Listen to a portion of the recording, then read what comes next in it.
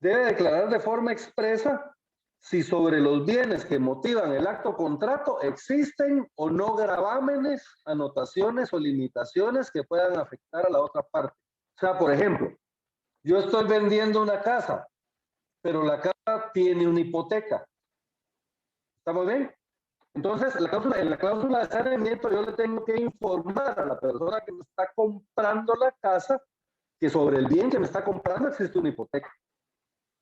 O, por ejemplo, si lo que hubiera es una servidumbre, yo le tengo que informar que sobre el bien que le estoy vendiendo pesa una servidumbre, ¿verdad? Entonces,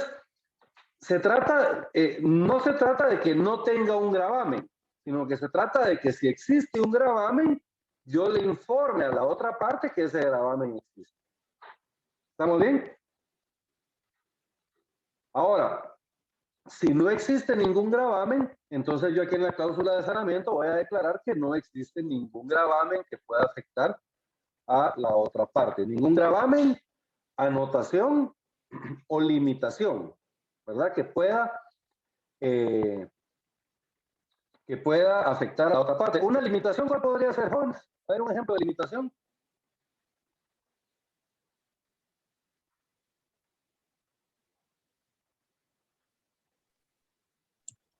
Que esté inmovilizada, tal vez.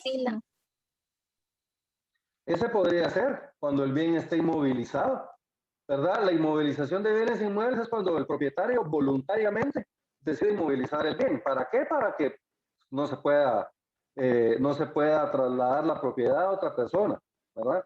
Entonces, fíjese que este caso es bien especial porque en el caso de inmovilización, aunque yo declare que el bien está inmovilizado, no lo voy a poder vender. Primero tengo que realizar yo un trámite para levantar la inmovilización. Y cuando ya está levantada la inmovilización, entonces yo ya lo puedo vender, ¿verdad? O cuando la inmovilización ya ha vencido. ¿Estamos bien? Entonces, pero la inmovilización es una limitación a la propiedad, ¿verdad? Porque me limita mi derecho de disponer de mi propiedad. ¿Cuál otra sería una limitación, joven? Podría ser que tenga el domicilio tenga una anotación de demanda. Podría ser una anotación de demanda. Podría ser. Pero las anotaciones yo las pondría en la casilla porque digamos cuando ustedes hacen la declaración establecen, manifiesta el otorgante o manifiesta el vendedor que sobre el bien objeto del presente contrato no pesan gravámenes, limitaciones o anotaciones, ¿verdad? Entonces, esta anotación entraría en este rubro de las anotaciones, ¿verdad? Dentro de las limitaciones podríamos tener también el patrimonio familiar, ¿verdad? Ya sea que las personas se hayan constituido voluntariamente o que sea un patrimonio legal, ¿va? Por ejemplo, las personas que tienen terrenos que son de fontierra, ellos les entregan el terreno bajo un régimen de propiedad de patrimonio familiar, ¿verdad? Entonces, eso limita el poder disponer del bien también. Entonces, y así hay varias limitaciones. Gravámenes, por ejemplo, podrían ser un embargo, ¿verdad? Podría ser un embargo o podría ser una hipoteca, ¿verdad? Y dentro de las anotaciones, como decíamos, ¿verdad? Podría ser la anotación de demanda, ¿verdad? Entonces, hay varios tipos de gravámenes. Si existe alguno de esos gravámenes, nosotros lo tenemos que hacer constar, ¿verdad? Y luego es al final, ¿ven? Y el notario les advertirá las responsabilidades en que incurrirán si así no lo hacen. ¿Cuáles son esas responsabilidades, jóvenes? A ver, ¿quién sabe? ¿Ustedes ya recibieron Civil 4? ¿O todavía no? Por favor, anoten en su artículo 30.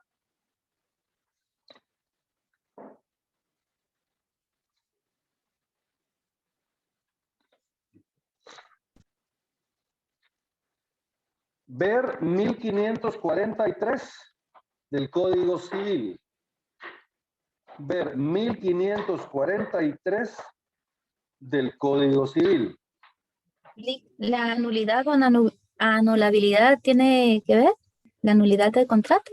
Por vicios ocultos, si la persona no declaró con exactitud lo que...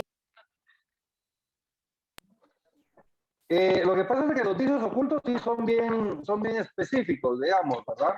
El error, dolo, violencia o simulación, ¿verdad? Podríamos incurrir en algún vicio de consentimiento, ¿verdad? Pero más va por la vía del saneamiento, porque la ley específicamente establece cuál es la responsabilidad en que van a incurrir estas personas. Y básicamente la responsabilidad del saneamiento la tenemos a partir del artículo 1543 del Código Civil hasta el 1573, ¿verdad? Desde el 1543 hasta el 1573 del Código Civil tenemos nosotros regulado lo que es el saneamiento. Esto es materia de la clase de Derecho Civil, jóvenes, pero les voy a explicar así a grandes rasgos en qué consiste el saneamiento. El saneamiento por vicios ocultos, porque hay otro saneamiento que se llama por elección, ¿verdad? Pero acá vamos a ir al saneamiento por vicios ocultos, es cuando yo le oculto a las personas, ¿verdad? Que existe algún problema con el bien, ¿verdad? Como por ejemplo yo acá, yo voy a omitir que el bien está hipotecado, por ejemplo, ¿verdad? ¿Cuál es el problema con esto? El problema es de que si yo le hago un contrato a una persona y no le informo sobre la existencia de un gravamen, primero, el registro de la propiedad no lo va a inscribir, ¿verdad? No lo va a inscribir. Entonces, esto obligaría al notario primero a hacer una ampliación, ¿verdad? Habría que hacer una ampliación de la escritura. Y esta, como es una declaración sobre el objeto del contrato, entonces va a ser una ampliación de fondo. Los clientes tienen que volver a firmar la escritura. Entonces eso implica que los volvamos a convocar a la oficina para que firmen la escritura. Y a veces a los clientes no les gusta, ¿verdad? Entonces tenemos que tener mucho cuidado con eso. Hay clientes que llegan y llegan a firmar la escritura sin ningún problema, pero hay otros que no les gusta, ¿verdad? Salen delicados. Entonces se enojan o llegan de mala gana, etcétera. Entonces, lo mejor es de que no pase esto, ¿verdad? Cumplir todos los requisitos establecidos en la ley. Entonces, pero aparte de que no me lo van a inscribir, existe la obligación del saneamiento, ¿verdad? Que básicamente la persona puede pedir que una de dos. Puede ser una acción que se llama redivitoria, que es una acción que se ejercita por defectos de la cosa, para que se haga, que haga inútil el uso de la Perdón, cosa. ¿cómo dijo que se llamaba? Acción redivitoria. Se las voy a escribir en el chat. Acción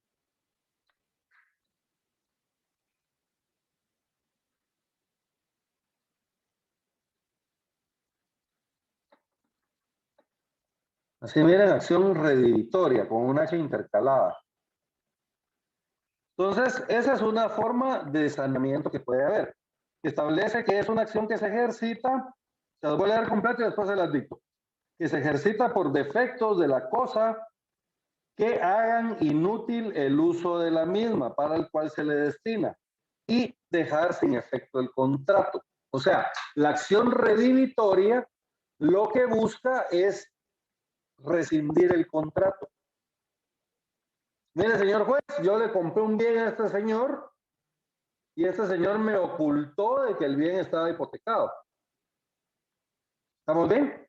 Entonces yo lo que quiero, señor juez, es de que este señor me devuelva mi dinero y yo le devuelvo su dinero, ¿verdad? Miren, una rescisión del contrato. La acción, si quieren, se la voy a leer despacio para que la puedan anotar. Acción redivitoria es la acción que se ejercita,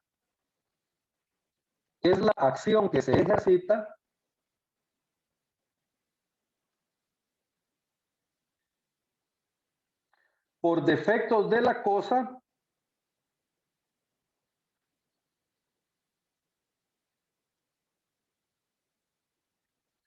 que la hace inútil en el uso que se le destina.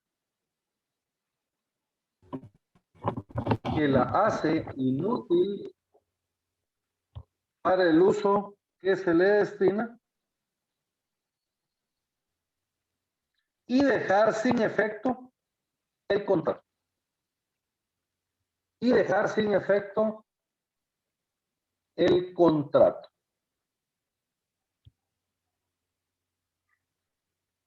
Entonces, esta acción redivitoria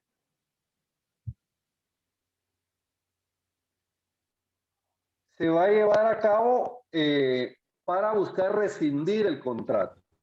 Y la otra, que es la acción estimatoria, la voy a escribir también en el chat.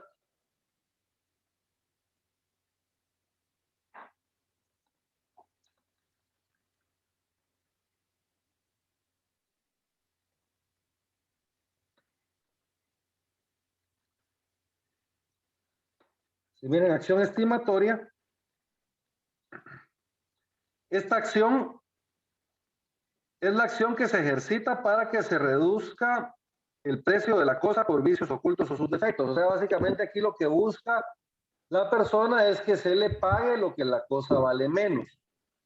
Supongamos de que la persona tiene una hipoteca por, la casa vale 200,000 quetzales y hay una hipoteca por 100,000 quetzales. Entonces, el vendedor podría exigir en este tipo de acción que se le paguen esos 100,000 quetzales y con esos 100,000 quetzales él liquidar la hipoteca. ¿Verdad? Que se le pague lo que la cosa vale menos. ¿Dónde tenemos reguladas estas dos acciones? Estas las tenemos reguladas en el artículo 1561 del Código Civil.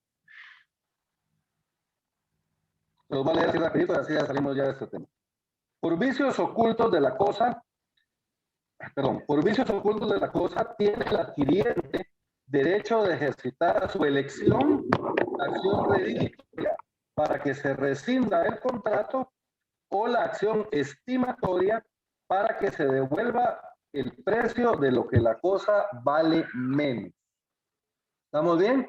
Entonces la acción redivitoria lo que busca es la rescisión del contrato y la acción estimatoria lo que busca es que se les pague lo que la casa vale menos.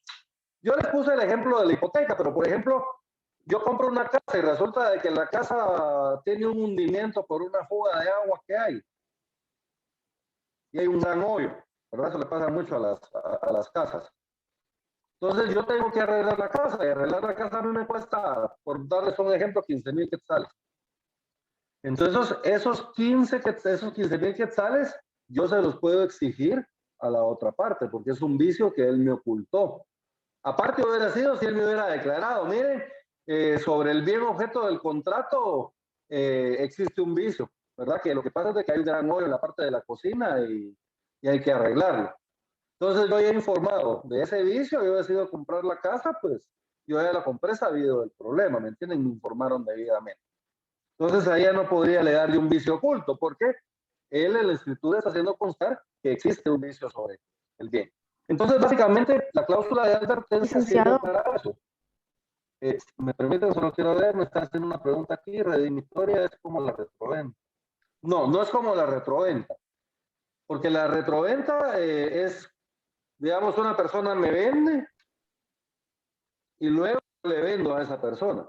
Ella me paga un precio, yo pago los impuestos, se inscribe a mi nombre, ¿verdad? Y luego yo se la vendo a ella de regreso. Eso sería una retroventa. Y en la compraventa se vuelven a pagar impuestos y se vuelve a inscribir a nombre de la otra persona. En cambio acá, lo que estamos buscando es dejar sin efecto la compraventa. Que en la compraventa no nazca la vida jurídica, ¿verdad? O que deje de tener vida jurídica, más bien, porque nació la vida jurídica en el momento que se firmó la escritura, ¿verdad? Pero lo que buscamos con la rescisión es que deje de tener esos efectos jurídicos. ¿Estamos bien? Entonces, básicamente, para eso sirve la cláusula de advertencia o saneamiento. ¿Sí, Anel? Disculpe una pregunta.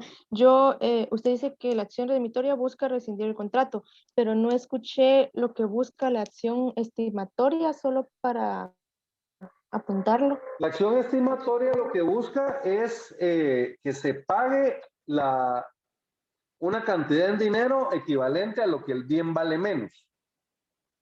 ¿Estamos bien? O sea, lo que busca es una indemnización. En la primera, lo que se buscaba era dejar sin efecto el contrato. En cambio, la acción estimatoria, yo sí quiero que el contrato surte efectos. Pero como el bien que me vendieron tiene un defecto, entonces yo quiero que me den una cantidad de dinero por ese defecto que tiene el bien. ¿Verdad? Esa es la acción estimatoria. ¿Verdad? ¿Estamos bien? Gracias, licenciado. Muy bien.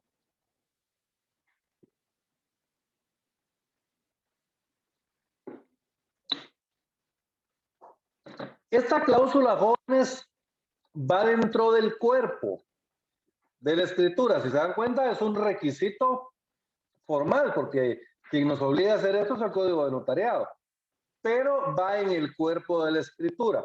Digamos, en la compraventa, normalmente en la cláusula primera se describe el bien objeto del contrato. En la segunda cláusula se lleva a cabo lo que es la compraventa. Se indica, ¿verdad?, que la persona le quiere vender a la otra persona por un precio de tanto, el bien identificado en la cláusula primera del contrato. Y normalmente en la tercera cláusula nosotros vamos a poner esta cláusula de saneamiento. ¿Verdad? Les digo normalmente porque puede ser, por ejemplo, de que, no sé, hay alguna otra circunstancia que yo tenga que hacer constar y me toque en la cláusula cuarta, ¿verdad? Pero lo normal es que en la cláusula tercera encontremos nosotros esta cláusula de saneamiento, ¿verdad?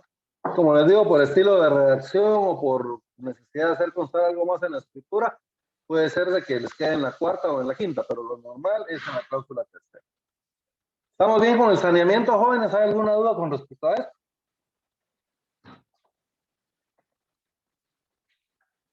Muy bien.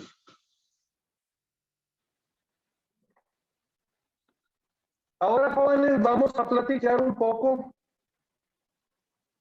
sobre el cierre de la escritura o las conclusiones de la escritura, se le llama también.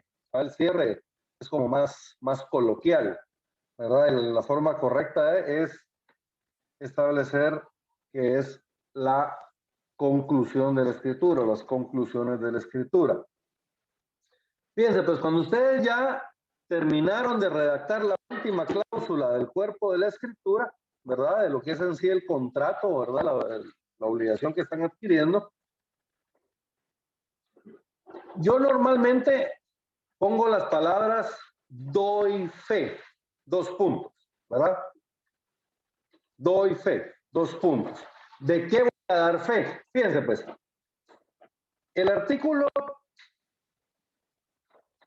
vamos a ver, el artículo 34 del Código de Notariado establece que yo no estoy obligado a dar fe en cada una de las cláusulas del contrato, sino que es necesario que una vez en el contrato yo dé fe de todo el contenido del mismo. ¿Estamos bien? Si yo quiero hacerlo otras veces, lo puedo hacer, pero estoy obligado a hacerlo una vez en el contrato, ¿verdad?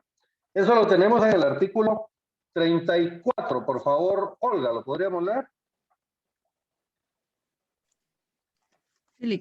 Artículo 34. No es preciso que el notario exprese que da fe en cada cláusula escrituraria de la estipulación que contenga, ni de las condiciones o circunstancias legales de las personas o cosas a que se refiere. Es suficiente con que el notario consigne una vez en cada instrumento público que da fe de todo lo contenido en el mismo. ¿Estamos bien? Entonces, miren, no es necesario que el notario dé fe en cada una de las cláusulas. Por cierto, aquí está el fundamento legal de que las cláusulas de un contrato se llaman cláusulas escriturarias. ¿Ya vieron? Aquí donde dice, miren, no es preciso que el notario exprese que da fe en cada una, en cada cláusula escrituraria. Entonces, muchas veces en el privado, más que todo, le preguntan a uno, ¿cómo se llaman las cláusulas de un contrato? Y uno se queda, se llaman cláusulas, ¿verdad? No, el nombre correcto es cláusulas escriturarias, así se llama, ¿verdad? Y aquí está el fundamento legal. Entonces, no es necesario que yo dé fe en cada cláusula escrituraria, sino que únicamente es suficiente que el notario consigne una vez en cada instrumento que da fe de todo el contenido del mismo. ¿Cómo fe del contenido del mismo? Pues tengo que dar fe después de que yo hice constar el contenido, ¿verdad? Entonces, por eso es que yo lo hago acá al final en el cierre. Entonces, miren, yo empiezo con el doy fe. A mí me gusta ponerle literales. Entonces, yo regularmente le pongo doy fe a del que el contenido íntegro del presente contrato me fue expuesto por los comparecientes o me fue expuesto directamente por los comparecientes, le ponen algunos colegas, ¿verdad? Como ustedes quieran. Lo importante es que ustedes hagan constar que dan fe de todo el contenido del contrato, ¿verdad? Esto se lo vamos a integrar del artículo 34, ¿verdad? Va a ser parte de las conclusiones. ¿Estamos bien? Luego le vamos a poner B. Y ahí vamos con el numeral 8 del artículo 29. Por favor, Lorena, veamos el numeral 8 del artículo 29 del Código de Notariado. Con mucho gusto, Ale. La fe, artículo 29, numeral 8. La fe de haber tenido a la vista los títulos y comprobantes que corresponda según la naturaleza del acto o contrato. ¿Cuáles pueden ser esos títulos o comprobantes según la naturaleza del contrato? Bien, pues acá se refiere, aquí normalmente hacemos referencia a los documentos con que se identificaron los otorgantes o los comparecientes. ¿Estamos bien?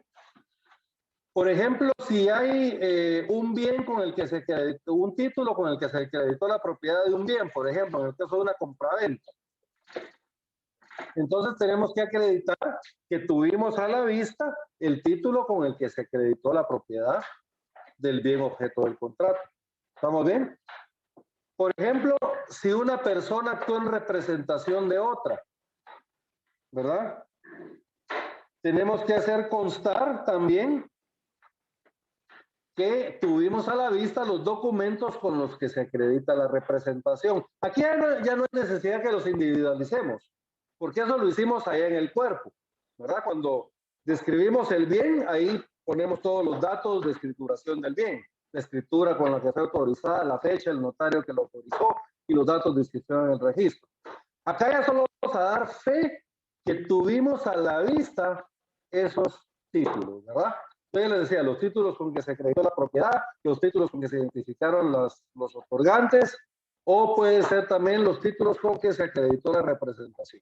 O cualquier otro título, ¿verdad? Que sea necesario que ustedes hagan constar porque tenga que ver con el contrato, ¿verdad?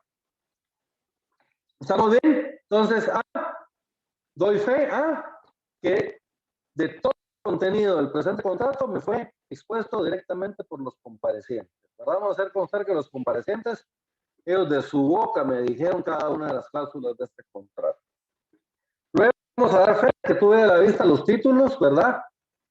Que correspondan según el acto o contrato, a títulos o comprobantes. Luego establece una transcripción. Fíjense, pues la transcripción de las actuaciones ordenadas por la ley o que a juicio del notario sean pertinentes, cuando el acto o contrato haya sido precedido de autorización u orden judicial o preceda de diligencias judiciales o administrativas. Entonces, fíjense, pues, van a haber unos casos en que nosotros vamos a tener que hacer una transcripción ordenada por la ley. Por ejemplo, cuando ustedes constituyen una sociedad anónima, supongamos que ustedes la van a constituir con unos 50,000 quetzales. Esos 50,000 quetzales, ya por la cantidad, ustedes están obligados a depositarlos en una cuenta bancaria a nombre de la sociedad de formación, ¿verdad? Y en la escritura de constitución de la sociedad, ustedes deben de transcribir esa boleta de depósito. ¿Estamos bien? ¿Dónde la van a transcribir? Aquí, ¿verdad? Yo cuando tengo que transcribir algo lo pongo inmediatamente después de que dije que tuve a la vista los documentos con que se acreditó la representación, con la que se acreditó la propiedad. ¿Estamos bien? Entonces inmediatamente después digo y tuve a la vista y el documento que a continuación transcribo. Abro comillas y transcriben el documento literalmente, ¿verdad? Acá, esta parte, como es una transcripción literal, ustedes sí pueden poner abreviaturas, pueden poner cifras, ¿verdad? Algunos códigos que a veces tienen, ¿verdad? Que digamos que tienen combinación de números, letras y signos, lo copian literal también, ¿verdad? Entonces, aquí no es necesario que lo pongan todo en letras como en el resto de la escritura, sino aquí lo van a hacer literal, como está en el documento que van a transcribir. ¿Qué más van a transcribir? Por ejemplo, ¿se acuerdan que hay un trámite que es la disposición de gravamen, de la disposición y gravamen de bienes de menores incapaces o ausentes? Hablemos de los menores. Digamos, cuando yo quiero disponer de un bien que es propiedad de un menor de edad, yo necesito tener una autorización judicial. Puede ser notarial también, ¿verdad? Puede ser jurisdicción voluntaria notarial, pero pensemos, yo tengo que tener una autorización judicial. Cuando el juez a mí me da esa autorización judicial, yo tengo que transcribir esa resolución judicial en la escritura. La parte resolutiva, no crean que todo, ¿verdad? Yo tengo que transcribir la parte resolutiva de la escritura.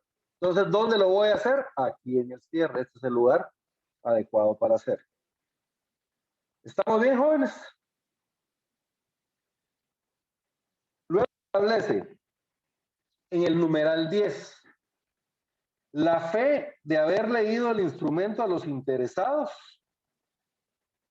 su ratificación y aceptación. Lo de su ratificación y aceptación lo vamos a dejar para el final. Concentrémonos ahorita en la parte donde establece la fe de haber leído el instrumento a los interesados.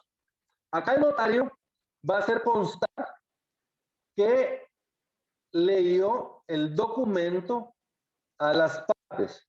El notario redacta el documento y cuando el documento ya está redactado, el notario lo tiene que leer a las partes, ¿verdad? Muchos le dan el documento para que las partes lo lean, pero lo correcto es que el notario a viva voz le debería de leer a las partes el contenido del contrato, de principio a fin, ¿verdad? ¿Cuál es el objeto de esto? Lo que viene después, miren, la fe de haber leído el instrumento a los interesados y su ratificación y aceptación. Las personas cuando el notario les lea el contrato, ellos vean el contenido del contrato, ellos van a ratificar el contenido. O sea, ¿cuál es la ratificación? Es cuando ellos le dicen al notario, sí, licenciado, ese es el contenido que yo quería en el contrato. Entonces, ¿lo ratifica? Sí, lo ratifico. ¿Y ahora lo acepta? Sí, lo acepto. Bueno, firme. ¿Cómo lo va a aceptar la persona? Firmando el documento. ¿Estamos bien? Pero miren, vamos en orden. La fe de haber leído el instrumento a los interesados. Y yo le pongo lo que establece el numeral 11. La advertencia a los otorgantes de los efectos legales del acto contrato y que deben de presentar el testimonio a los registros respectivos. Entonces, el notario les lee el contenido a las personas y les debe de indicar cuáles son los efectos legales del contrato. Por ejemplo, si yo lo que estoy haciendo es una compraventa, yo les tengo que explicar, miren, por medio de esta compraventa usted se está obligando a que le tiene que entregar el bien a esta persona, la propiedad del bien a esta persona. Y usted, persona, se está obligando a pagarle una cantidad de dinero a esta otra, de la forma establecida en el contrato. ¿Tienen? Entonces eso, las personas, la mayoría, pues lo tienen muy claro, ¿verdad? Pero ustedes como notarios deben explicarle a las personas todos los efectos del mismo, ¿verdad? Y como abogados también, cuando les toca asesorar como abogados. Entonces, ustedes deben advertirle a las personas de cuáles son los efectos legales de ese contrato y también le van a advertir de que tienen que presentarlo en el registro respectivo, ya sea el registro de la propiedad o sea el registro mercantil, ¿verdad? O el registro de poderes o según sea el caso, ¿verdad? Pero normalmente le ponemos de presentarlo al registro respectivo, ¿verdad? Y así lo dejamos. ¿Estamos bien? Entonces, miren, la fe de un instrumento a los interesados, quienes enterados de su contenido, objeto, validez y demás efectos legales, lo ratifica, acepta y firma. Algunos le ponen lo acepta ratifica y firma. Pero la ley nos da el orden, ya se dieron cuenta. Y la ley pone primero la ratificación, que es lo que les estaba explicando hace un rato. Yo le leo el contrato a la persona y le digo, mire, esto es lo que usted quiere, que esto es lo que usted quiere contratar, y la persona me dice sí. Entonces, ¿lo ratifica? Sí, lo ratifico. Entonces, ahí está la ratificación, ¿eh? Ya la hice constar yo como notario. Y luego lo ratifica y acepta. Entonces, lo ratifica, acepta el contrato, sí lo acepto. Entonces, firme. Entonces, ya hacemos constar ahí también que él firma el presente contrato. ¿Estamos bien? ¿Estamos bien con el cierre hasta acá, jóvenes? ¿O conclusiones? ¿Hay alguna duda? ¿Sí, Marina? Disculpe, aquí en el numeral 10 debe haber leído el instrumento a los interesados y su ratificación y aceptación podría considerarse también el consentimiento de los solicitantes. De hecho, todo esto en su conjunto es el consentimiento, ¿verdad? La ratificación, la aceptación y la firma, ¿verdad? El conjunto de estas tres, eso va a ser el consentimiento, y el cual es un requisito esencial para la validez del negocio jurídico, ¿verdad? ¿Estamos bien? Entonces, sí tiene que ver exactamente con el consentimiento. Entonces, hacemos constar que la persona ratificó el contenido de la escritura, primero que se lo leí, luego que la persona ratificó el contenido, que lo aceptó y que luego firma el documento. Ahora, centrémonos en la firma del documento, que esto es súper importante, jóvenes. Si cometemos un error en la firma, no nos lo van a inscribir en el registro, ¿verdad? A mí me pasó cuando estaba nuevito, yo recién salido de la facultad. Me tocó hacer un mandato, pero el mandato yo lo hice, no me acuerdo, yo había tenido un problema, no encontré fotocopiadora porque tenía que salir temprano de Escuintla y venirme para Guatemala, algo así, no me recuerdo, pero la cosa es de que yo tuve que hacer por transcripción el testimonio. Entonces, básicamente por transcripción es, como su nombre lo indica, transcribir la escritura en una hoja y luego al final ustedes hacen constar que es una transcripción fiel de la original. Pero yo en la transcripción yo puse que aparecían las firmas ilegibles de los otorgantes y la del notario, ¿va? Pero no puse que la firma del notario iba antecedida a las palabras ante mí. Entonces, miren, como no puse eso, me la rechazaron, ¿verdad? Entonces, en la escritura sí estaban las palabras ante mí, pero cuando hicimos la transcripción yo no indiqué que las palabras ante mí estaban ahí. Entonces me rechazaron la inscripción.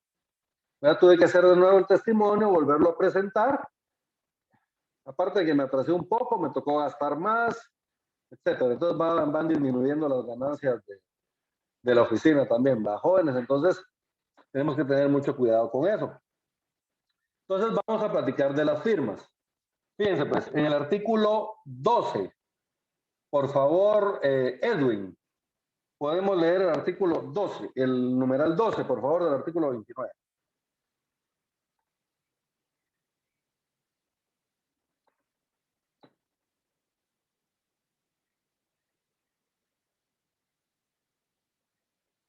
Marta, ¿podemos leer el artículo 12, por favor? El numeral 12 del artículo Sí, del buenas 29. tardes. Buenas tardes. Artículo 29, inciso 12, las firmas de los otorgantes y de las demás personas que intervengan y la del notario procedida de la palabra ante mí. Si el Paremos otorgante ahí. no supiere... Okay. Bien, entonces fíjense pues, las firmas de los otorgantes y de las demás personas que intervengan y la del notario. Esas demás personas que intervienen, ¿quiénes son, jóvenes, aparte de los otorgantes? Los testigos. Podrían ser testigos, podrían ser intérpretes, ¿verdad? Entonces, tenemos testigos e intérpretes. Estas personas también firman la escritura, entonces van a firmar primero los otorgantes, luego van a firmar las demás personas que intervienen y por último va a firmar el notario. pero establece que la firma del notario debe de ir precedida por las palabras ante mí. ¿Qué quiere decir precedida?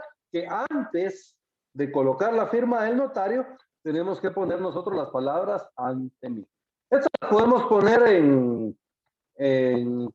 con la computadora, digamos, ¿verdad? Pero como lo normal es que esto se ponga después de las firmas de las personas, no sabemos qué tan grandes van a ser las firmas de las personas, qué tanto espacio van a ocupar, etcétera. Entonces, regularmente lo ponemos a mano, ¿verdad? Yo lo pongo a mano, ante mí, y luego viene mi firma. Hay algunos que utilizan un sello también, ¿verdad? Que dice ante mí, entonces solo le colocan el sello y ya después firman, ¿verdad? Como ustedes quieran. Aquí es al estilo de cada notario. ¿Estamos bien? Entonces, miren, firmas de los otorgantes, luego de las demás personas, que intervengan en el acto contrato, y por último, las del notario precedida de las palabras ante mí. Voy a hacer una pausa, jóvenes. ¿Qué diferencia hay entre un otorgante, un compareciente y una parte dentro del contrato? A ver, ¿alguien sabe? Esto es importante porque a veces vamos a utilizar esta terminología dentro del contrato. Entonces la tenemos que utilizar bien. ¿Verdad? Fíjense pues, empecemos primero por los comparecientes. ¿Quién es un compareciente? Un compareciente es toda persona que comparece al contrato.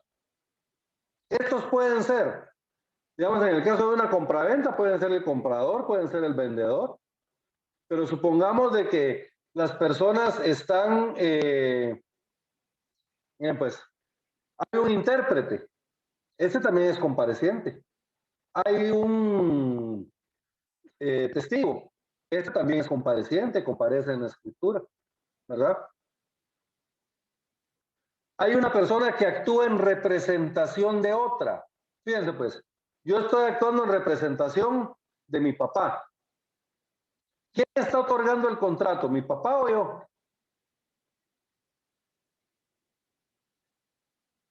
Mi papá. El otorgante es mi papá. Lo que pasa es de que él lo está haciendo por medio de su representante.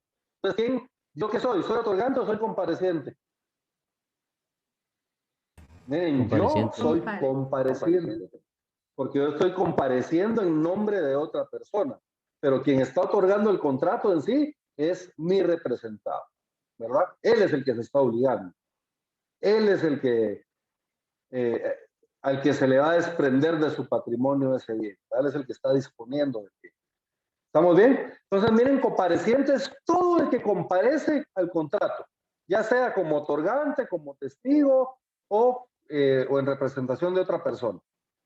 Luego tenemos a los otorgantes. Los otorgantes son las personas que otorgan el contrato, que intercambian derechos en el contrato. ¿Estamos bien? Por ejemplo, en una compraventa.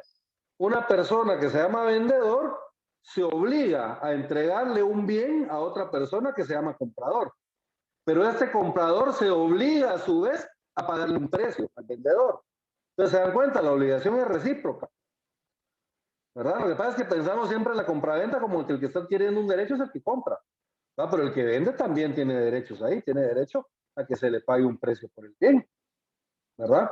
Entonces, miren, es bilateral, es un intercambio recíproco de derechos. Entonces, estos son los otorgantes, son las personas que otorgan derechos y obligaciones en el contrato. El que se compromete a entregar el bien y el que se compromete a pagar el precio. Ahora, ¿qué es una parte? Una parte puede ser una persona o un grupo de personas, pero que representan un mismo derecho. ¿Estamos bien? Supongamos, si hay un comprador y un vendedor, el comprador es una parte, el vendedor es otra parte. Pero ¿qué pasa, por ejemplo, si los vendedores son 3? Hay copropiedad. Miren, estas 3 personas tienen que comparecer en la escritura a vender. Y estas 3 personas representan un mismo derecho, el derecho del vendedor. ¿Estamos bien? Entonces, estos 3 otorgantes forman una parte. ¿Qué parte? La parte vendedora. Y supongamos de que los compradores son 2. Estas dos personas conforman la otra parte, la parte compradora. ¿Estamos bien? ¿Quedó clara la diferencia entre otorgante, compareciente y parte dentro del contrato, jóvenes? Entonces, por ejemplo, acá ustedes pueden decir, comparecen por una parte el señor tal, sus datos de identificación, el señor tal, sus datos de identificación y el señor tal. A quienes en el presente instrumento se les denomina vendedores. Entonces, ustedes para referirse a ese conjunto de personas, ustedes dicen los vendedores. Los vendedores. Y por la otra parte comparecen nombre y datos de la primera persona, nombre y datos de la segunda persona, a quienes en el presente instrumento se les denomina la parte compradora o los compradores, como ustedes quieran, ¿verdad? Y ya les pueden denominar de ahí en adelante ya solo como compradores, ¿verdad? No hay necesidad de poner el nombre completo a las dos personas. ¿Estamos bien? Entonces, miren, para eso es que nos sirven mucho estos términos, ¿verdad? Si lo utilizamos mal, pues no es que nos vaya a invalidar los efectos de la escritura. Pero la técnica notarial, jóvenes, hay que respetarla, ¿verdad? Y acuérdense de que ustedes tienen que ser profesionales y tienen que hacer un documento adecuado, no solo en cuanto a los derechos que se están otorgando, sino en cuanto a la forma que ustedes estén utilizando para el contrato. ¿Estamos bien? Entonces, sigamos con el numeral 12. ¿Quién me está haciendo el favor de leer? Marta, ¿verdad? Sigamos, pues, Marta, me quedo después de ante mí. Claro que sí. Si el otorgante no supiere o no pudiere firmar, pondrá la impresión digital de su dedo pulgar derecho y en su defecto otro que especificará el notario firmando por él un testigo. Y si fueren varios los otorgantes que no supieren o no pudieran firmar, lo hará un testigo, cada parte o grupo que represente un mismo derecho. Cuando el propio notario fuera el otorgante, podrá antes firmar la expresión por mí y ante mí. Muy bien. Entonces, miren, establece que si una persona no sabe o no puede firmar, eso lo tienen que hacer ustedes en el contrato. Lo tienen que hacer constar. Si la persona no sabe o si la persona no puede. ¿Cuál es la diferencia? La persona que no sabe firmar, digamos, estamos hablando de una persona que no sabe leer y escribir. Entonces la persona no puede firmar, ¿va? No puede, porque con que pongan su nombre, ahí está la firma. ¿Verdad? No hay necesidad que le hagan colochitos y todo así como hacemos, ¿verdad? Entonces, con que la persona ponga Otto Guillermo Amado, ahí está su firma. ¿Verdad? Pero, digamos, una persona, pues puede ser que no sepa hacerlo. Entonces, ustedes lo hacen constar. ¿Verdad? Por ejemplo, ustedes dicen, ¿verdad? Quienes enterados de su contenido, objeto, validez y demás efectos legales lo ratifican, aceptan y firman. A excepción del señor, por decirles un nombre, Juan Pérez, quien no sabe firmar. O pudiera ser el caso de que la persona no puede hacerlo. Sabe, pero no puede hacerlo. Yo sé firmar, pero yo me quebré el brazo. Y con el yeso no puedo firmar. Entonces, lo va a hacer constar el notario, ¿verdad? Aceptan, ratifican y firman, a excepción del señor Guillermo Amado, quien sabe, pero de momento no puede firmar. Y firma por él el testigo de asistencia y ponen el nombre del testigo. Este testigo de asistencia, jóvenes, es bien especial porque este testigo no tiene que comparecer en la escritura, sino que este testigo únicamente comparece aquí para firmar, ¿verdad? Ese no hay necesidad de hacerlo comparecer allá en la introducción. En un ratito vamos a ver las formalidades esenciales de los instrumentos públicos. Y más adelante vamos a ver las de los testamentos. Cuando veamos las de los testamentos, ahí se van a dar cuenta ustedes de que en el testamento los testigos de asistencia o arruego, los que firman arruego de una de las personas, ellos sí se tienen que identificar en el encabezado, sí tienen que comparecer desde la introducción, ¿verdad? Entonces ahí lo vamos a aclarar. Pero ahorita quedémonos con que ese testigo de asistencia a ruego en una escritura normal que no sea testamento, oración por causa de muerte, no va a comparecer en la introducción de la escritura, sino que únicamente aquí al final cuando firma el ruego de una persona.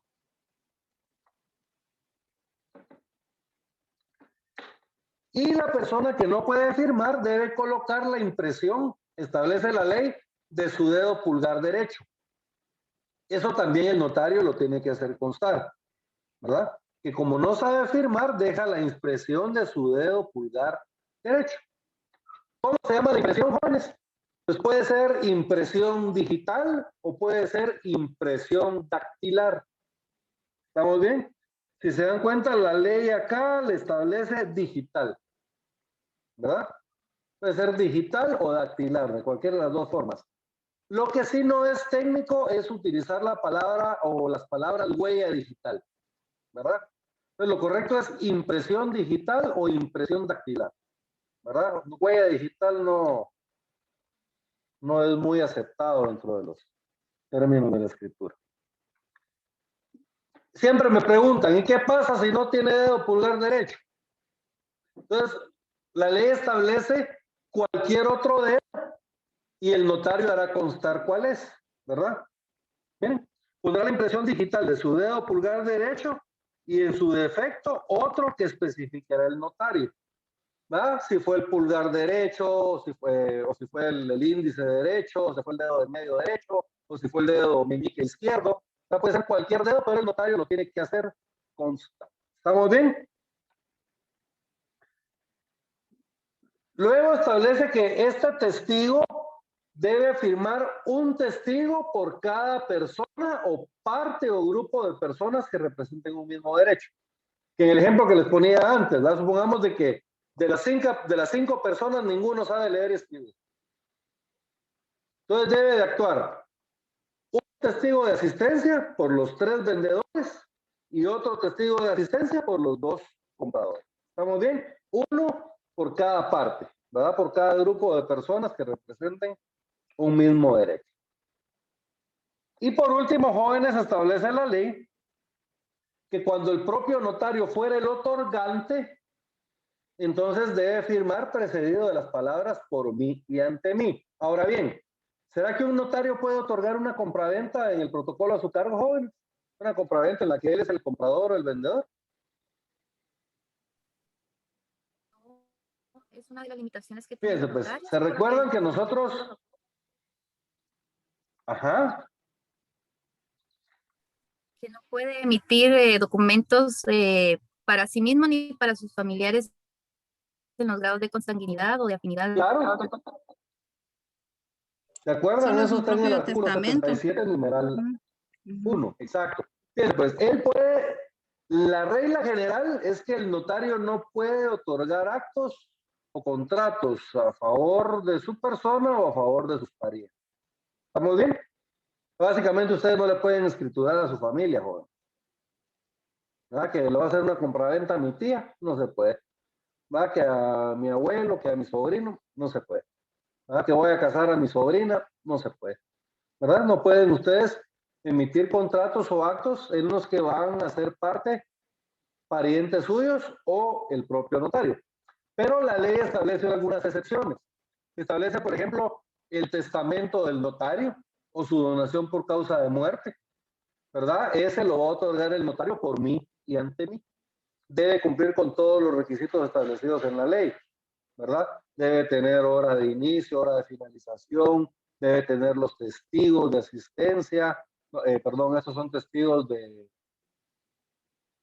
Ay Dios, se me fue el nombre. Estos son testigos instrumentales, perdón. Debe tener los testigos instrumentales, pero el notario lo va a otorgar por mí y ante mí. También puede otorgar mandatos en la que el notario sea el mandante, ¿verdad? El que otorga el mandato. ¿Estamos bien? Y de ahí puede también realizar actos en que resulten solo obligaciones y no derecho alguno para el notario. Yo les ponía el ejemplo, por ejemplo, un reconocimiento de hijo menor de edad en una escritura pública, eso lo podría hacer el notario en el protocolo a su cargo también. ¿Vamos bien, jóvenes? ¿Alguna duda? con el cierre o conclusiones del instrumento público.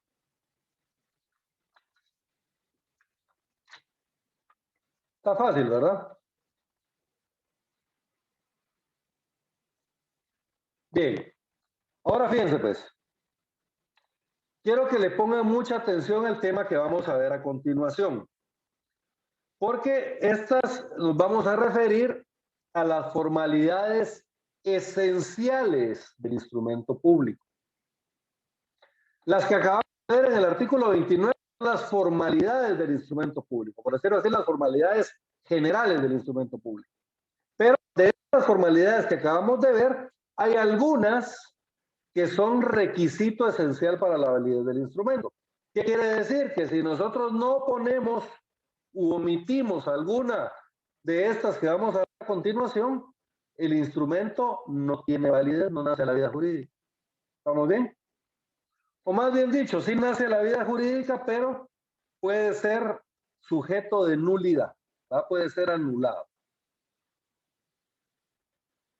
Les hago la aclaración porque hay dos términos que se manejan en la nulidad. El nulo y el anulable. Nulo quiere decir que el instrumento no nace a la vida jurídica. Y anulable quiere decir que el instrumento sí nace a la vida jurídica, pero que se puede pedir o accionar su nulidad. Entonces, ¿cuál es la diferencia? Que el primero no surte ningún efecto jurídico. Ahora, el segundo sí surte efectos jurídicos hasta el momento en que sea declarada la nulidad. ¿Estamos bien? Entonces, nulo quiere decir que no nace a la vida jurídica y no causa ningún efecto. Anulable quiere decir que sí nace a la vida jurídica, pero las personas involucradas tienen un plazo para poder accionar. Y si accionan dentro de ese plazo, entonces el documento podría anularse. Y en el momento en que se anule por juez competente, hasta ahí llegan los efectos jurídicos del acto. ¿Estamos bien? Entonces ahorita vamos a ver cuáles son los requisitos esenciales para la validez del instrumento público. Eso lo tenemos, jóvenes, en el artículo 31. Por favor, Débora, leamos el artículo 31, numeral 1.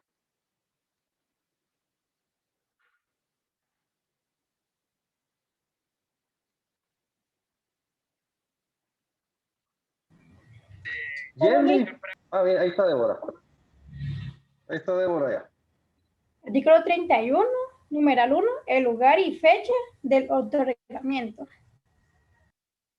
Muy bien, mira, entonces son formalidades esenciales de los instrumentos públicos. 1, lugar y fecha de su otorgamiento. ¿Estamos bien? Les aclaro primero, jóvenes, de que si ustedes omiten alguno de estos, el primer efecto es que no se los van a inscribir en el registro. El registro de la propiedad y en sí todos los registros, ellos revisan bien minuciosamente todos los requisitos. Y si no cumplen alguno, no lo inscriben. Aunque el instrumento no haya sido declarado nulo, ¿verdad? O anulable. Ellos igual no lo inscriben. Entonces, miren, el primer requisito esencial es el lugar y fecha del otorgamiento. ¿Estamos bien? En la ciudad de Guatemala, el día 8 de marzo de 2021. Miren, esa parte es el requisito esencial para su validez. ¿Estamos bien? Segundo, por favor, Gaby.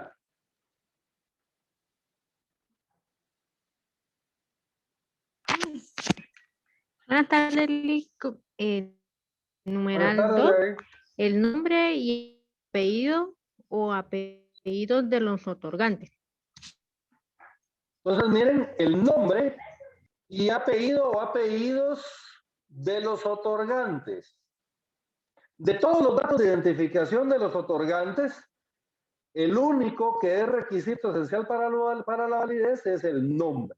Miren, porque el nombre se compone del nombre propio y apellido, ¿se recuerdan? Entonces, requisito esencial para la validez del instrumento público, los nombres y apellidos de los otorgantes. ¿Estamos bien?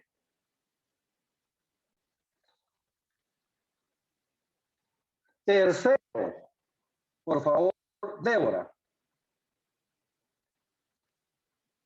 Ya no, Débora, ya había leído, ¿verdad? No, Débora. Razón de haber tenido a la vista los documentos que acreditan la representación legal suficiente de quien comparezca en nombre de otro. ¿Se acuerdan que cuando vimos la introducción veíamos la parte donde se acredita la representación? Si esa representación le hace falta un solo requisito de los que leímos, no podemos, o más bien dicho, ese es un requisito esencial para la validez. Tampoco nos lo van a inscribir y puede ser declarado anulado el documento. ¿Se acuerdan cuáles eran esos requisitos? Los habíamos visto en el artículo 29. Razón de haber tenido a la vista los documentos fehacientes que acrediten la representación legal. O sea, primero tenemos que decir que los vimos. Es el primer requisito, ¿verdad? Que tuve a la vista los documentos con que se acredita la representación. Luego tenemos que describirlo, tenemos que indicar qué documento es, si es un mandato general con representación, si es un mandato especial con representación, si es un mandato general con cláusula especial, ¿verdad? Etcétera. Luego tenemos que indicar el lugar, fecha y funcionario o notario que autorizó el documento. Y por último, tenemos que hacer constar que esa representación de conformidad con la ley y a mi juicio como notario es suficiente para el acto contrato. Miren, son 6 requisitos. Si yo omito uno de esos, no me lo inscriben, ¿verdad? A mí no se me olvida, hace años, yo tenía un Mi Conecte en el archivo de protocolos y pues básicamente en ese momento se tardaban 2 días para inscribir un mandato que a mí me lo sacaban en 2, 3 horas, ¿no? Ustedes así de buena onda, ¿no? Entonces, y yo pues no abusaba de ese beneficio, sino que solo cuando tenía alguna emergencia o algo, era muy común en ese tiempo que yo tenía muchos levantamientos de arraigos. Entonces, para levantar el arraigo hay que inscribir un mandato, pero regularmente la gente lo llama uno del aeropuerto. Mira, fíjate que... Entonces hay que correr, ¿verdad? Regularmente no se logran ir ese mismo día, pero tal vez sea al día siguiente o a los 2 días, ¿verdad? Entonces, regularmente lo llaman a uno cuando la gente tiene el pasaje comprado o están haciendo el cambio porque en el aeropuerto se enteraron que estaban arraigados. Entonces, ahí era cuando yo utilizaba ese mi contacto. Fíjate que está el trabajo, tráemelo pues, y me lo escribían en 2 horas, ¿verdad? Así rapidito. Pero lastimosamente ya se acabó el contacto, ya no hay contacto ahí. Entonces ya no me los inscriben rápido. Entonces, un amigo mío andaba con una emergencia parecida y me habló, mira, me dice que no me haces favor de darle aquí a tu amiga, que no sé qué. No me gusta mucho, pero bueno, vamos, le hablo. Me dice, está bueno, decirle que venga y yo se lo voy a sacar. Andate para el archivo y llevarle. Y como a las 3 horas o 4 horas me daba bien molesto de que le habían rechazado el mandato. Y dice que ese tu contacto no sirve, me dijo que me rechazaron el mandato, que no sé, ¿y por qué te lo rechazaron? Le dije yo. Porque fíjate que aquí dice, me dijo que solo porque no dije que la representación de conformidad con la ley, a mi juicio, era suficiente para el acto contrato, me dice, porque como ellos le ponen a uno ahí cuál es el motivo del rechazo, ¿verdad? Ellos fundamentan el rechazo. Entonces le digo, solo por eso te lo rechazaron, le digo.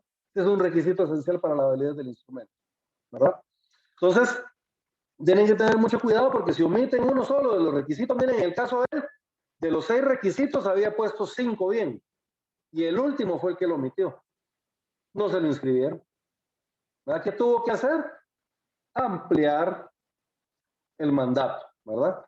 Y hacer constar ya que la representación, perdón, no era... Ese era un mandato, no me acuerdo, pero lo tuvo que ampliar. Entonces, la razón de haber tenido a la vista los documentos que acreditan la representación legal suficiente de quien comparezca en nombre de otro. Cuarto, la intervención de un intérprete cuando el otorgante ignore español. Fíjense, pues esto es bien importante. Si un otorgante no habla español, obligatoriamente tiene que tener intérprete. Eso es un requisito esencial para la validez del instrumento público. ¿Estamos bien? Entonces, esto no hay forma de que lo, a menos de que ustedes lo hagan constar en la escritura, pues no hay forma de que lo sepa el registro. Pero igual, aunque se los inscriban en el registro, sigue teniendo la causa de nulidad. O sea que el documento en cualquier lugar, en cualquier momento, podrían pedir la nulidad de dicho instrumento público. ¿Vamos bien, jóvenes? Luego, quinto, la relación del acto o contrato con sus modalidades. Aquí se refiere a todo el contenido del contrato, ¿verdad? Si ustedes, por ejemplo, colocan mal el número de finca, folio y libro, omitieron un requisito esencial para la validez del instrumento público, ¿verdad? Si ustedes colocan mal el precio, el documento también puede ser anulado. ¿Estamos bien? Entonces, miren, aquí se refiere a todo el contenido del contrato. La relación del acto o contrato con sus modalidades. Y por último, el último requisito esencial para la validez del instrumento son las firmas de los que intervienen en el acto o contrato o la impresión digital en su caso. ¿Estamos bien? Toda persona que comparezca en un contrato tiene que firmar. ¿Estamos bien? Toda persona que comparezca al contrato debe firmar. Si una persona no firma el documento, entonces no cumplimos con un requisito esencial para su validez y puede ser anulado. ¿Estamos bien? Si se dan cuenta, aquí no menciona la firma del notario, porque la firma del notario es la que autoriza el contrato. Si la firma del notario no está, pues el contrato simple y sencillamente no nace a la vida jurídica, ¿verdad? Entonces, como requisito esencial se refiere a las firmas de los que intervienen en el acto contrato o su impresión digital. Es lo que hablábamos, que si la persona no sabe o no puede firmar, entonces debe colocar la impresión digital de su dedo pulgar derecho y firmar por él un testigo de asistencia o arruego. ¿Estamos bien? ¿De dónde saco yo esto de que el instrumento puede ser anulado si falta uno de estos requisitos? ¿Sí, Marina? Licenciado, disculpe, aquí en lo que se refiere en el numeral cuarto, la intervención del intérprete cuando el otorgante ignora español, ahí podría funcionar la intervención o una traducción jurada. De hecho, sí. El traductor de preferencia debe ser jurado, ¿verdad? Si fuera, digamos, para el idioma inglés, alemán, francés, va a ser muy común encontrar traductores jurados aquí en Guatemala. Pero, por ejemplo, hay otros idiomas, digamos, en Bélgica, un idioma que se llama el flamenco, ¿verdad? Para ese idioma es muy difícil que vaya a haber un traductor acá, ¿verdad? O, digamos, tailandés o qué sé yo, ¿verdad? Algún otro idioma. Puede ser que no haya un traductor jurado, pero que sí hayan personas que hablen el idioma. Entonces pueden actuar ellos como traductores. Pero lo ideal es que sea un traductor jurado. Eso lo tenemos en el numeral 6 del artículo 29. ¿eh? La intervención de un intérprete nombrado por la parte que ignore el idioma español, el cual, de ser posible, deberá ser traductor jurado. ¿Estamos bien? Luego establece también si el intérprete no supiera o no pudiera firmarlo, hará por él un testigo. También puede firmar por el intérprete un testigo de asistencia. ¿Estamos bien? Entonces, de preferencia, un traductor jurado. Pero no es, digamos, un requisito, ¿verdad? Puede ser una persona que no sea traductor jurado. Gracias. Ahora bien, jóvenes, ¿de dónde saco yo esto de que si nosotros omitimos uno de estos requisitos esenciales, el documento puede ser anulado? Eso lo tenemos en el artículo 32 del Código de Notariado. Guillermo, por favor, leamos el artículo 32 del Código de Notariado. Sí, con gusto. La omisión de las formalidades esenciales en los instrumentos públicos da acción a la parte para demandar su nulidad siempre que se ejercite dentro del 3 años contados desde la fecha de su otorgamiento. ¿Estamos bien? Miren, entonces, la omisión de estas formalidades esenciales da acción. Acción quiere decir que le da el derecho a demandar a la parte interesada, ¿verdad? Ante un juez. Da acción a la parte interesada para demandar su nulidad. Siempre que se ejercite dentro del término de 4 años contados desde el otorgamiento de la escritura. O sea, si la escritura la otorgamos el día de hoy, jóvenes, a partir de hoy empieza a correr el plazo de 4 años. Si dentro de esos 4 años alguna persona pide la nulidad del instrumento, entonces el juez, si logran probar la nulidad, el juez puede declarar el documento nulo. ¿Estamos bien? Y desde que lo declaren nulo va a dejar de surtir efecto. ¿Estamos bien? Ahora, ¿qué pasa si la acción la ejercitamos después de esos 4 años? Acá, como se refiere a una acción, ¿se acuerdan? ¿Verdad? Siempre nos decían en la universidad de que prescribe el derecho y caduca la acción. Entonces, acá, ¿qué es lo que deberíamos de interponer nosotros como defensa en este proceso? Una excepción de caducidad. ¿Estamos bien? Es una excepción previa de caducidad. Es una excepción previa, pero con efectos perentorios, ¿verdad, jóvenes? Porque es previa, pero si la declaran con lugar, termina el proceso. ¿Estamos bien? Lick, yo tengo una consultita. Sí, Guillermo. Me parece que es mucho tiempo, ¿no? O sea, el que la ley otorga para determinar si hubiera algún tipo de falta de alguno de los requisitos esenciales es como mucho tiempo, ¿no? ¿Existiría alguna razón por la cual la ley da mucho tiempo?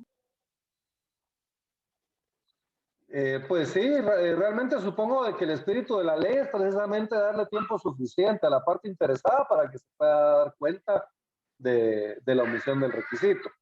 Ahora, les digo, lo más normal es de que esa omisión se subsane por medio de una ampliación, ¿verdad? ¿Por qué? Porque no lo van a inscribir en el registro. Entonces ahí normalmente, miren, los notarios no es que vayan a omitir deliberadamente, ¿verdad? Un requisito. Lo más seguro es de que al notario, por alguna razón, se le pasó, ¿verdad? A veces, por estar machoteando, se nos fue algún requisito que no estaba en el machote, qué sé yo, ¿verdad? Por eso le recomiendo mejor hacer las escrituras desde cero, ¿verdad? Omitimos algún requisito y cuando la queremos inscribir no nos la inscriben. Entonces ahí nos damos cuenta y ampliamos la escritura. Entonces, miren, subsanamos el error que teníamos con la ampliación de la escritura. Entonces la escritura ya adquiere total validez y ya no sigue corriendo el plazo. Pero supongo yo que la ley, el espíritu de la ley fue dar un plazo largo, porque si es un plazo de 4 años, para poder pedir la nulidad, precisamente para darle suficiente tiempo a la parte interesada para que pudiera descubrir el error. Permítanme, jóvenes, porque estoy viendo...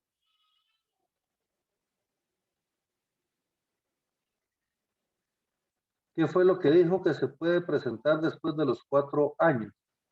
No, se debe presentar antes de que pase el plazo de 4 años. Lo que se puede presentar es un juicio ordinario de nulidad del instrumento público. ¿Verdad? Es un juicio ordinario de nulidad del instrumento público. Y ese lo tenemos que presentar desde dentro de los 4 años siguientes al otorgamiento del escritura. Si lo otorgamos después, entonces la acción caducó. Entonces la contraparte puede interponer una excepción previa de caducidad. Así se llama. Yo creo que eso era lo que me estaba preguntando, ¿verdad, Marta? ¿Qué era lo que se presentaba después de los 4 años? Entonces es la contraparte para defenderse, puede presentar una excepción de caducidad. ¿Escribieron algo más?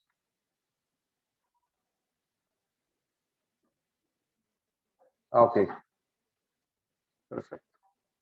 Muy bien. Sigamos, pues, jóvenes. Ahora, ¿qué pasa si lo que omitimos nosotros es una formalidad no esencial? Por ejemplo, yo omito el estado civil de la persona, ¿verdad? La persona es casada, yo simplemente no pongo nada. No pongo que es casado, soltero, omito, ¿verdad? Acá lo que va a pasar es que le pueden imponer al notario una multa de 5 a 50 quetzales. Esto lo tenemos en el artículo 33. Les quiero hacer una observación. La mayoría de códigos en este artículo 33 trae un error. Les voy a leer el artículo como debería estar y me dicen ustedes si está igual. La omisión de las formalidades no esenciales hace que incurra el notario en una multa de 5 a 50 quetzales. ¿Lo tienen igual? ¿Sí? Sí, yo sí lo tengo igual. Sí lo tienen igual, no hay nadie que lo tenga diferente. Es que hay algunos códigos que dicen... El mío solo se le agrega según el caso. ¿Perdón? El mío dice lo mismo, solo le agregan después de 50 quetzales según el caso. Bueno, eso lo dicen todos. El error que tienen algunos códigos es que no tienen la palabra no. Se establecen la omisión de las formalidades esenciales. Y ahí tiene que llevar una palabra no, ¿verdad? Las formalidades no esenciales. Entonces, si por si acaso a ustedes les hiciera falta la palabra no, colóquensela, por favor. Entonces, el texto del artículo establece la omisión de las formalidades no esenciales, hace que incurra el notario en una multa de 5 a 50 quetzales según sea el caso. ¿Estamos bien? ¿Quién debe poner esa multa, jóvenes?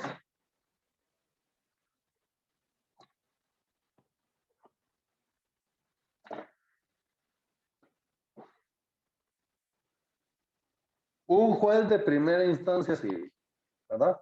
Ellos van a ser los encargados de poner la multa. El 44, ¿se recuerdan que ya lo habíamos leído? ¿Verdad que no es necesario que el notario dé fe en cada una de las cláusulas del contenido del contrato, sino que lo debe hacer una vez, ¿verdad? Sobre todo el contenido del contrato. Ahora bien, jóvenes, si declaran la nulidad de un instrumento público, ¿qué dicen ustedes? ¿Habrá responsabilidad para el notario o no?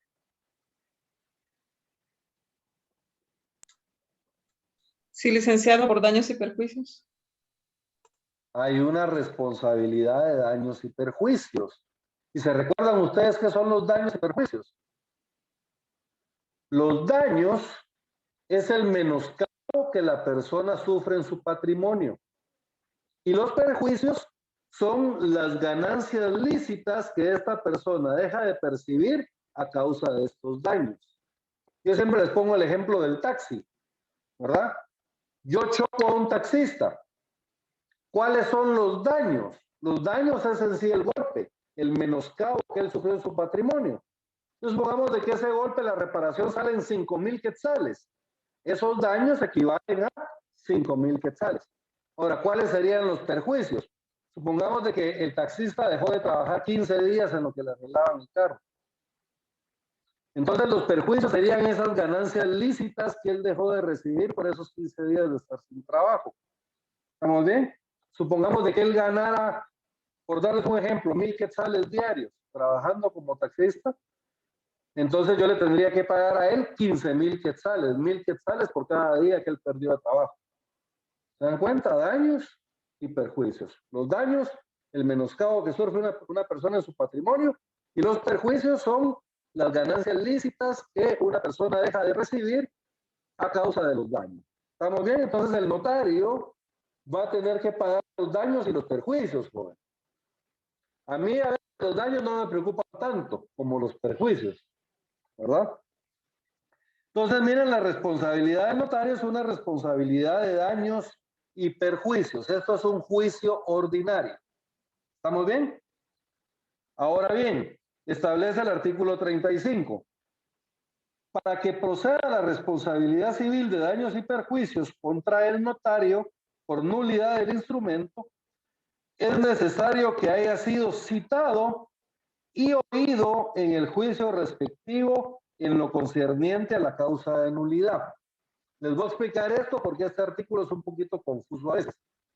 Acá no se refiere al derecho de defensa establecido en la Constitución, ¿verdad? De que toda persona para ser condenada por un delito tuvo que haber sido citada, oída y vencida en el juicio. No se refiere a eso. Sino que fíjense, pues, acá lo primero que yo les quiero hacer ver es que hay dos juicios ordinarios. Primero, hay un juicio ordinario de nulidad del instrumento público, que es el que está en el artículo 32.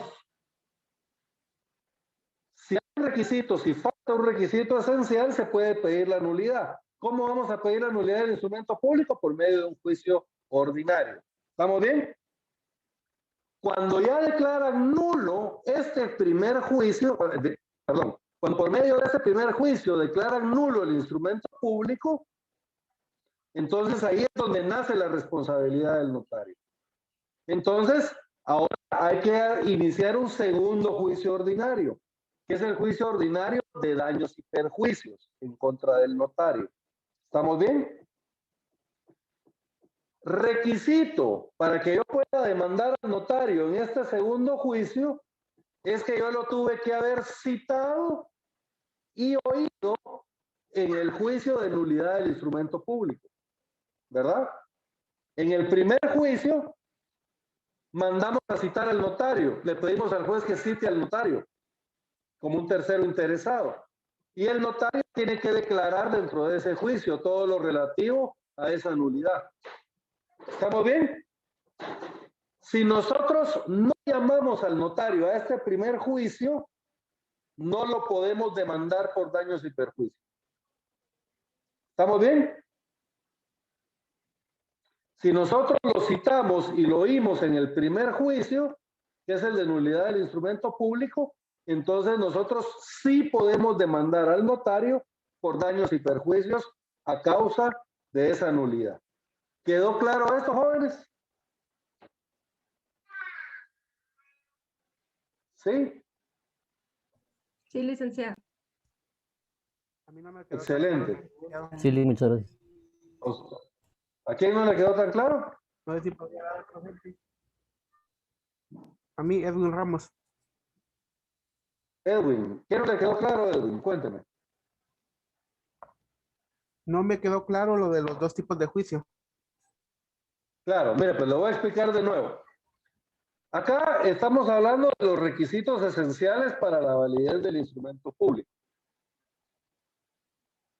Si omitimos uno de esos requisitos esenciales, entonces la parte interesada puede solicitar un juicio ordinario de nulidad del instrumento público. Lo que buscamos con ese juicio es que un juez declare nulo o nula la escritura pública. ¿Estamos bien? ¿Vamos bien hasta acá, Edwin? Bien. Entonces, dentro de lo que yo les decía es que si declaran nulo el instrumento público, hay una responsabilidad para el notario.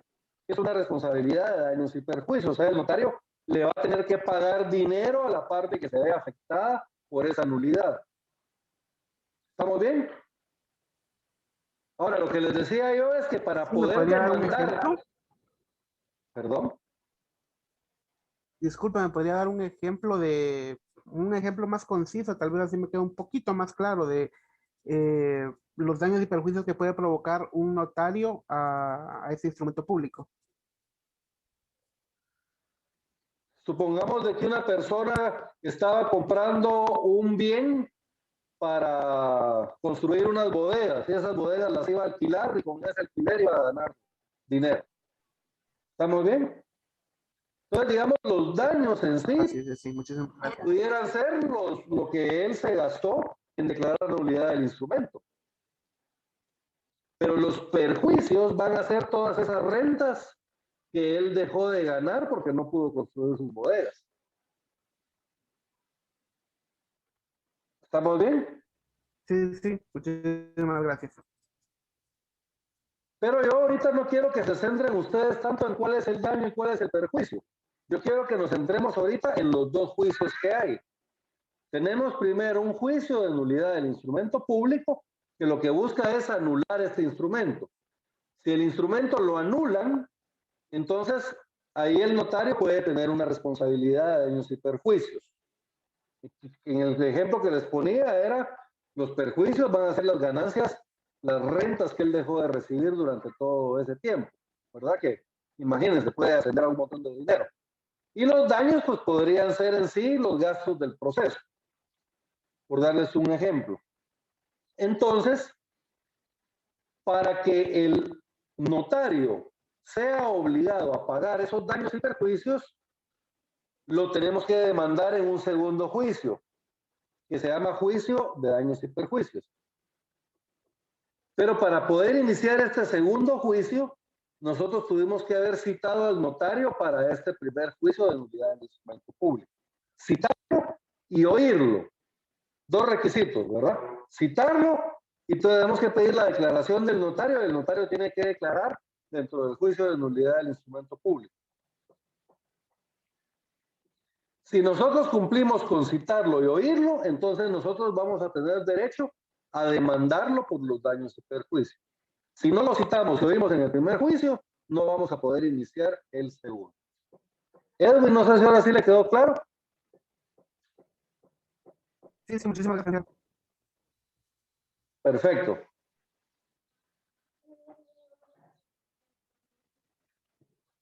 Y por último, jóvenes, tenemos las anotaciones al margen. ¿A qué se refiere esto de anotación al margen? Fíjense pues, aquí hay dos tipos de anotaciones que se refiere, este documento. Primero, nos habla el artículo 36 de las anotaciones que se deben hacer cuando una escritura fue ampliada por otra. O sea, supongamos, yo hice la escritura número 25 el día lunes de la semana pasada, pero en esa escritura yo cometí un error. Y entonces el viernes, 4 días después, yo realizo una escritura de ampliación. ¿Estamos bien? Entonces, ¿cuál es el requisito que establece este artículo?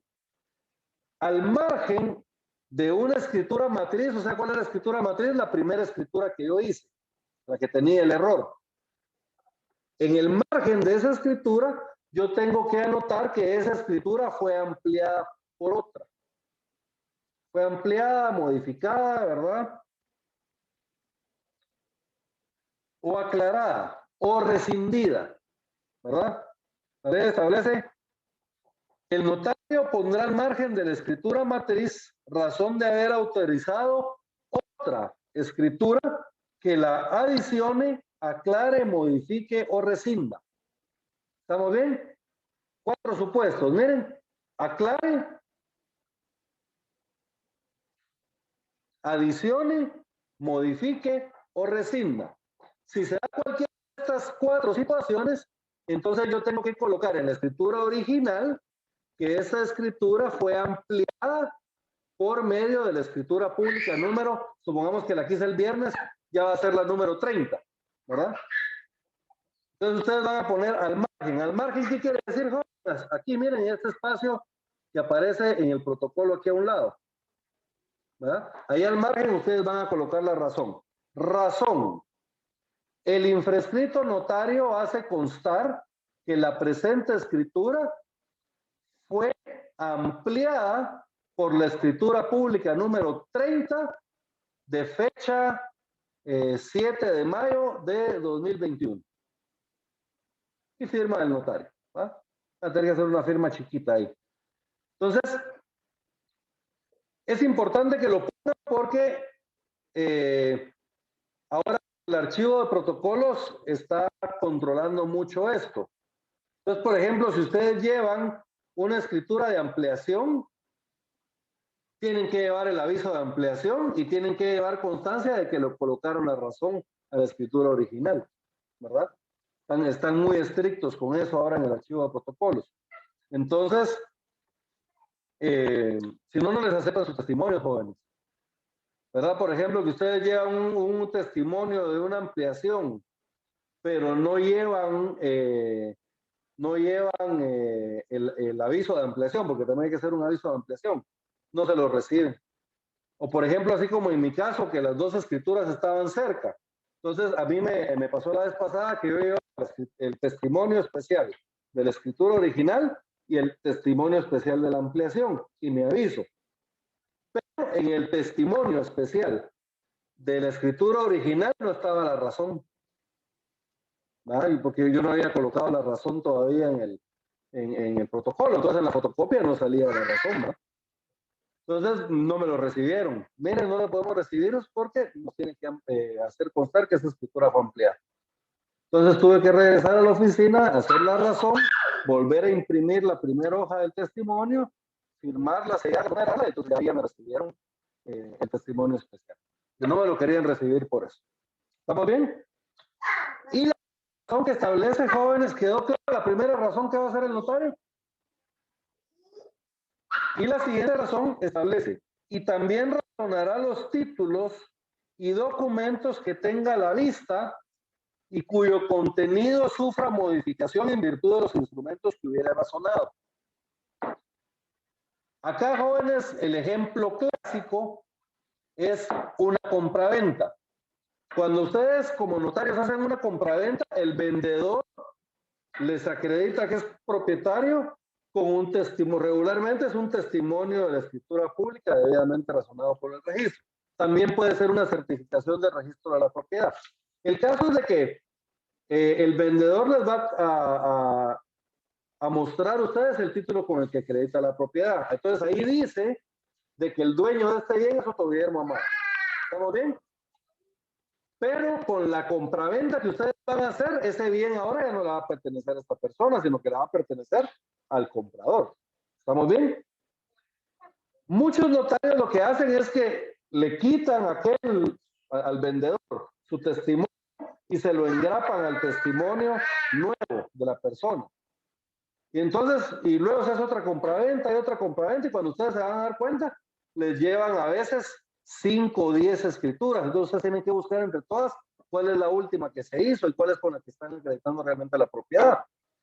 Ahora, esto es una mala práctica, jóvenes, porque ¿qué debería hacer el notario? Lo correcto es razonar los títulos. Yo no tengo por qué quitarle su título al vendedor, sino que simple y sencillamente yo hago una razón. Razón.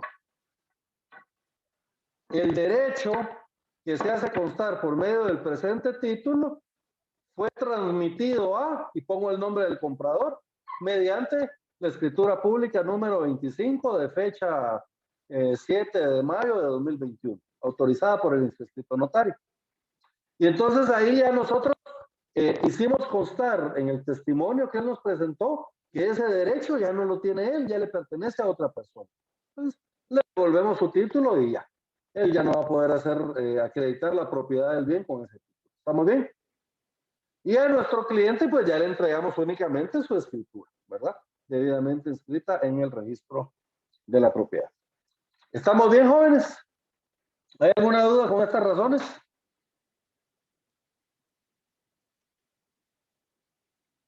Muy bien. Jóvenes, ya nos pasamos 9 minutos. Nos van a regañar. Entonces, vamos a dejar la clase el día de hoy, jóvenes. La otra semana tenemos examen. Ahí se recuerdan. Les voy a pasar el examen por medio de un formulario de Google, ¿verdad? La primera con una hoja de Word, ¿se recuerdan? Ahorita ya el examen de hoy lo hice por medio de los formularios de Google y me funcionó bien, entonces creo que así lo voy a hacer con ustedes también de ahora en adelante. Entonces, jóvenes, vamos a dejar la clase el día de hoy hasta acá. Les voy a poner de nuevo el link de la asistencia del día de hoy, por favor, para que vean la calidad de llenarlo.